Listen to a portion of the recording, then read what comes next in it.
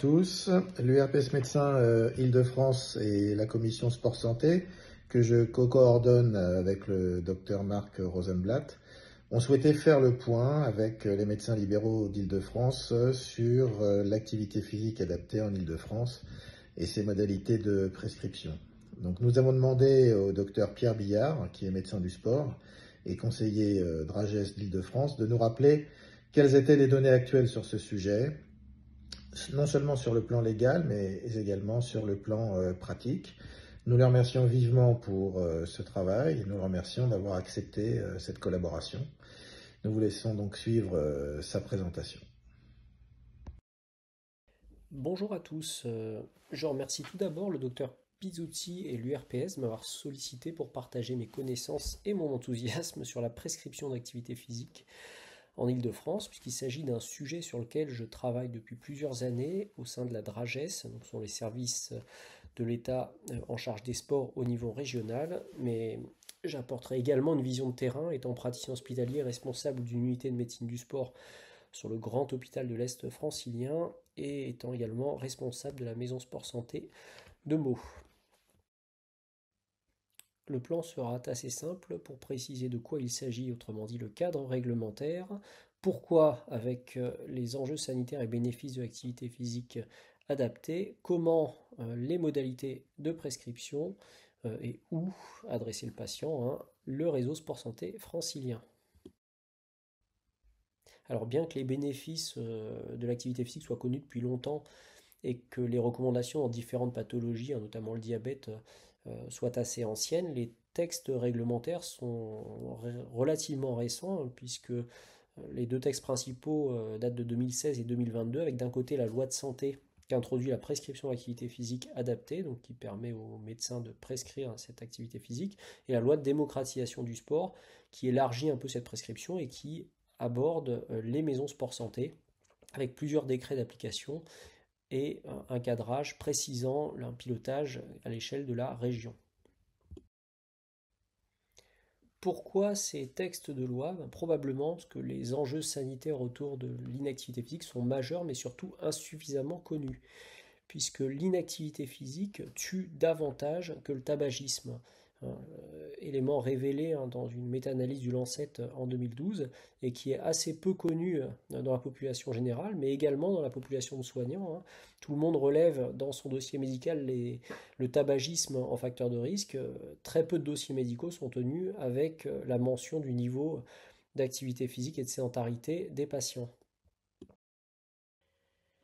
Alors pour aller plus loin, puisque les bénéfices ne s'arrêtent pas à cette réduction de mortalité,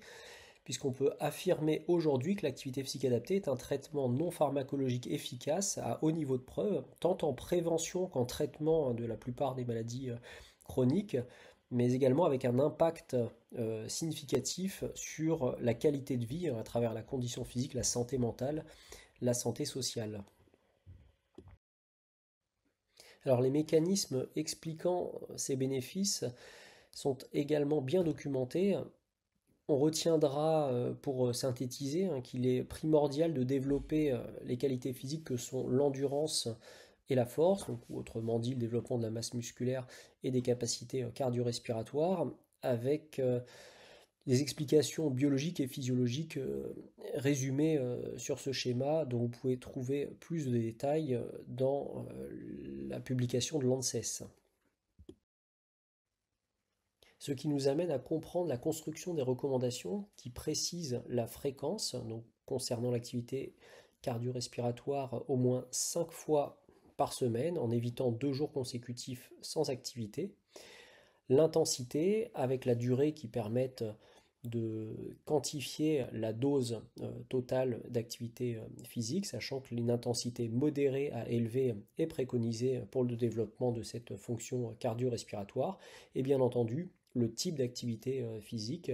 bien que les deux socles soient le développement des capacités cardio-respiratoires et le renforcement musculaire pour enfoncer le clou, peuvent être également prescrites de l'assouplissement et de la mobilité articulaire, de la coordination, de l'équilibre en qualité complémentaire à développer, qui est très fort utile dans certaines pathologies. Et puis sur un autre registre d'arguments concernant les enjeux et auquel seraient peut-être sensibles nos décideurs, l'impact médico-économique. Il a également été évalué pour l'activité physique par France Stratégie en 2022 avec un chiffrage de 140 milliards d'euros par an d'économie si on parvenait à ce que la totalité de la population française atteigne le niveau des recommandations d'activité physique. Vous avez également un travail qui a été fait par le ministère des Sports, détaillant pathologie par pathologie le niveau d'impact socio-économique que je vous incite à lire. Alors pour compléter la question médico-économique, des expérimentations en vie réelle ont été réalisées et donc de nombreux articles 51 ont été déposés, des articles qui permettent d'expérimenter des nouvelles modalités de financement de la sécurité sociale. Parmi elles, je vous citerai simplement l'exemple de l'As de cœur qui s'adressait aux patients coronariens en sortie de réhabilitation cardiaque qui bénéficiait de 2 séances d'activité physique encadrées par semaine avec une séance supplémentaire en autonomie, 4 ateliers éducatifs, tout ça sur 5 régions donc pour concerner 500 patients et qui montrait sur l'aspect économique, dès l'année N+1, une diminution de la consommation de soins qui était supérieure au coût du programme, autrement des économies en santé, indépendamment d'un impact très significatif sur la santé. Alors malgré toutes ces connaissances et constats parfaitement consensuels, les choses ne vont pas dans le bon sens, puisque en 2022, l'ANSES faisait le triste constat que 56% des adultes étaient en dessous des recommandations d'activité physique. En 2020, l'ONAPS avait étudié l'évolution du temps de sédentarité et qui avait augmenté de 53% chez les adultes en 10 ans, entre 2010 et 2020, avec une durée moyenne de 12 heures de sédentarité les jours travaillés et de 9 heures les jours non travaillés. Et l'ANSES, toujours en 2022, évaluait donc que 95% les adultes français présentaient un surrisque sanitaire lié à l'inactivité physique ou la sédentarité, avec 33% qui associaient les deux risques. Alors j'espère que cette première partie vous aura interpellé et incité à vous impliquer dans la prescription d'activité physique que nous allons maintenant aborder. Donc, quels patients sont concernés par cette prescription sur la loi de 2016, n'étaient concernés que les ALD avec une prescription qui ne pouvait être effectuée que par le médecin traitant. Sachez que depuis la loi de 2022, tous les médecins peuvent maintenant prescrire l'activité physique et les patients ne sont plus du tout seulement ceux en ALD, mais bien les ALD associés aux maladies chroniques dont le surpoids et l'obésité, donc c'est-à-dire 50% de la population française, et également les seniors et le handicap, donc ce qui constitue la quasi-majorité de votre patientèle. Alors pour les nombreux patients concernés par la prescription que nous venons donc de détailler, l'HAS précise ce qui est attendu en termes d'évaluation médicale pour réaliser cette prescription, avec d'un côté l'évaluation de niveau d'activité physique et de sédentarité et d'évaluation de la motivation, sachant que ces deux éléments sont la plupart du temps précisément réévalués par les professionnels en charge de la dispensation de la prescription, et donc reste de manière incontournable pour le médecin d'évaluer les risques, et notamment le risque cardiovasculaire, d'évaluer les limitations, d'éduquer son patient et de le rassurer la plupart du temps pour lui prescrire une activité physique qui soit adaptée. Donc pour le médecin, concernant l'évaluation du niveau d'activité physique et de sédentarité, il s'agit simplement de s'assurer que le patient ne soit pas un des rares qui atteint déjà le niveau d'activité physique recommandé que nous venons de voir, sachant que les professionnels en charge de la dispensation d'APA évalueront eux de manière relativement précise, soit par des questionnaires rétrospectifs, vous pouvez retrouver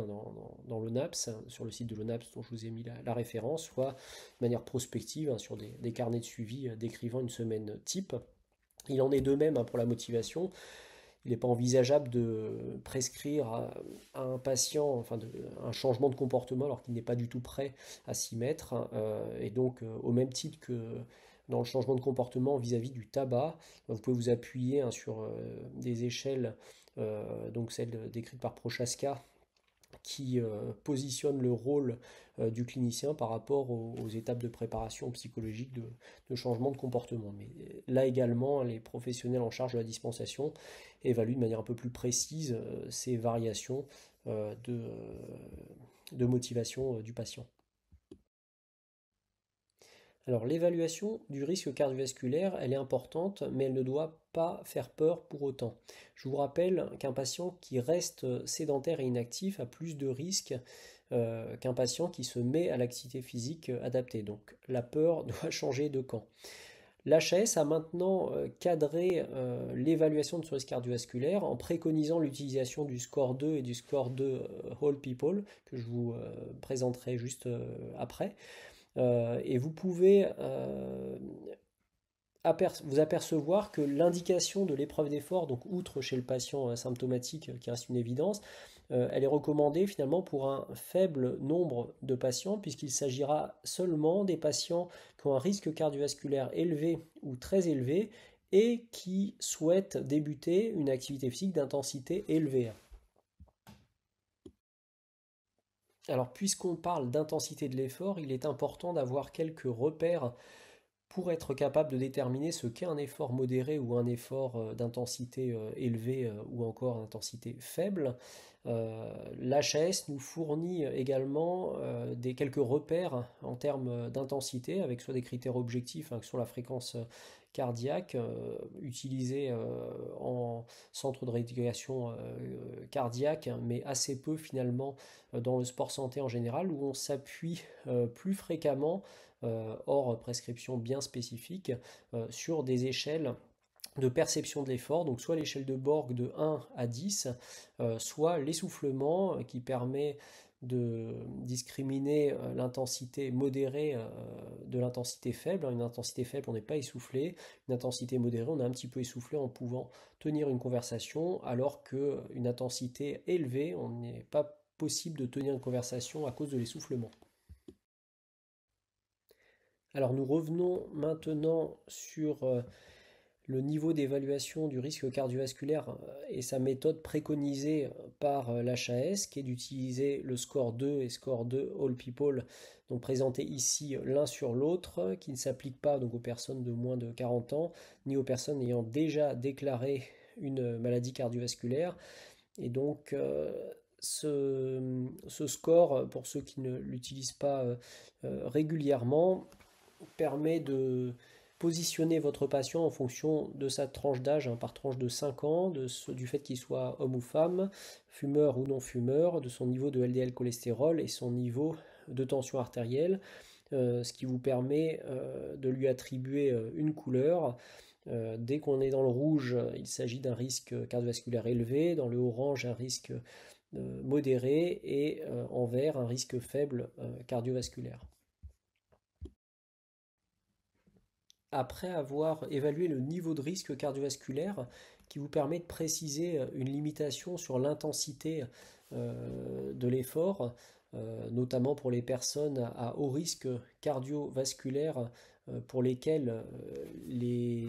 activités d'intensité élevée seront contre-indiquées en attendant d'avoir réalisé un test d'effort,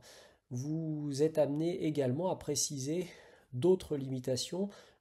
qui correspondent finalement aux pathologies ou états à risque de décompenser pendant l'activité physique, au premier rang desquelles on retrouve les pathologies de l'appareil ostéo-articulaire, en spécifiant la localisation pour que l'éducateur ou l'enseignant n'a pas, est une localisation, une attention particulière sur cette localisation, ou de spécifier également les traitements nécessaires en cours d'activité physique, sachant que dès lors qu'une pathologie complexe est déclarée, une consultation spécialisée sur la pathologie peut vous permettre d'avoir des éléments plus précis à transmettre à l'effecteur de la prescription. Un référentiel par pathologie est également disponible sur le site de l'HAS avec des fiches conseils pour les patients par pathologie, mais également des fiches pour les professionnels de santé avec tout le référentiel scientifique et puis les points particuliers par pathologie en termes de limitation. Arrive maintenant le temps de la rédaction de la prescription qui peut se faire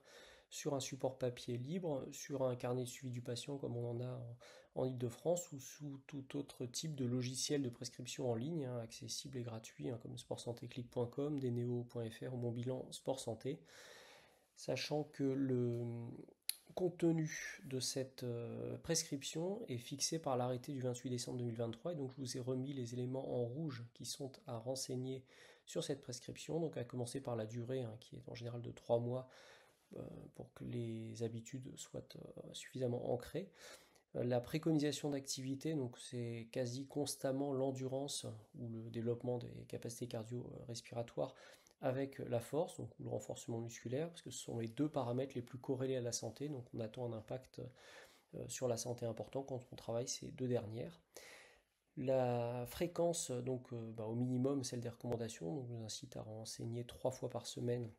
au minimum. Dans la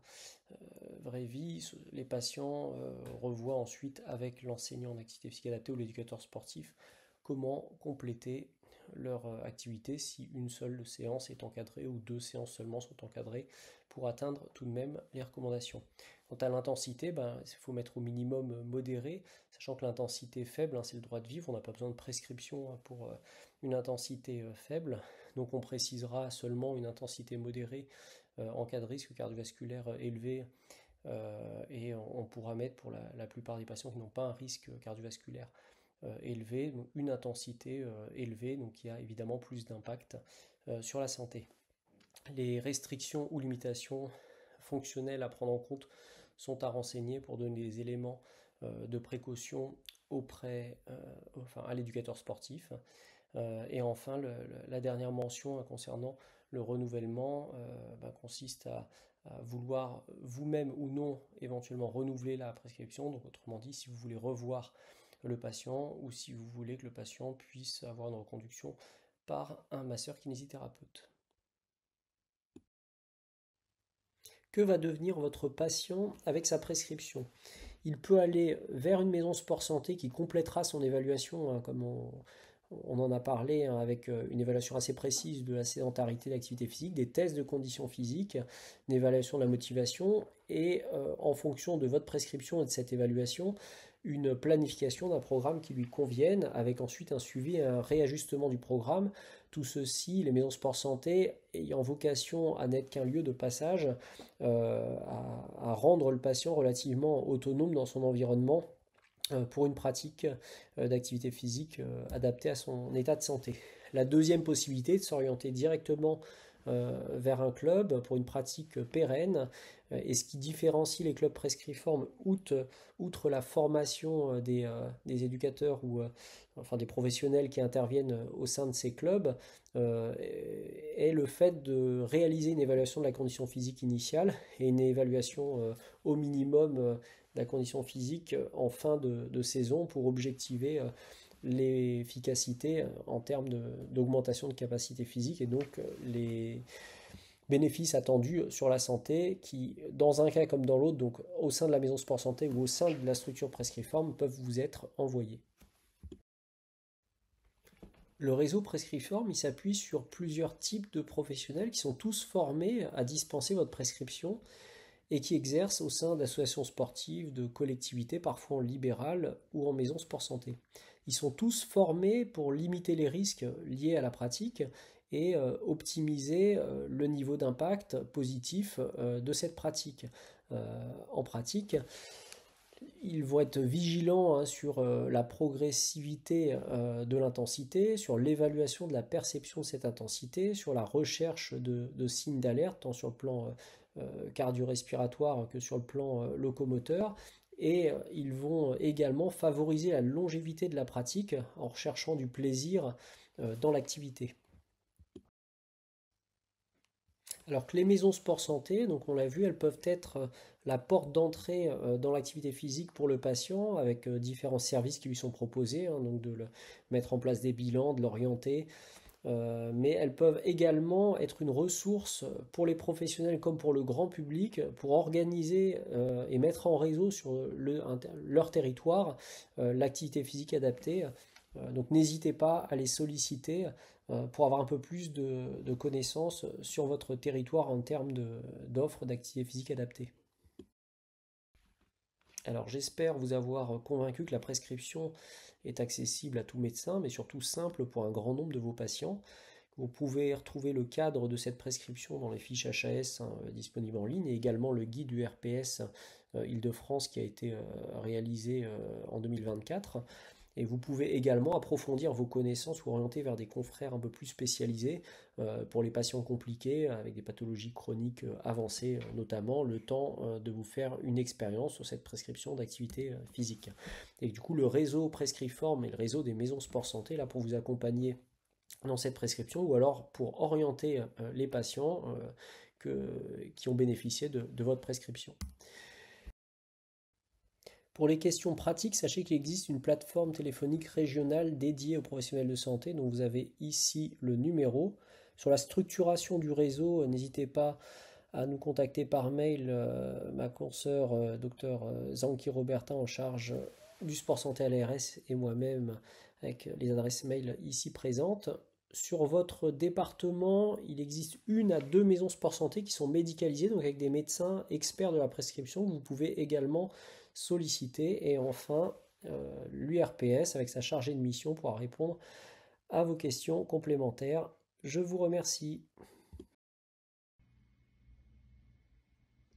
Voilà, merci à vous tous d'avoir pu visionner cette présentation dédiée à la prescription d'activité physique adaptée en Île-de-France. Nous remercions de nouveau Marc Rosenblatt et moi-même, de même que l'URPS médecin, le docteur Pierre Billard, de bien avoir voulu effectuer ce travail. J'espère que cela permettra d'améliorer ou de favoriser la prescription d'activité physique au quotidien pour vos patients. S'il devait y avoir des questions, n'hésitez pas à nous les adresser par l'intermédiaire de l'URPS. Nous essaierons d'y répondre, Marc et moi-même, de façon à compléter cette présentation. Merci beaucoup à vous et à très bientôt.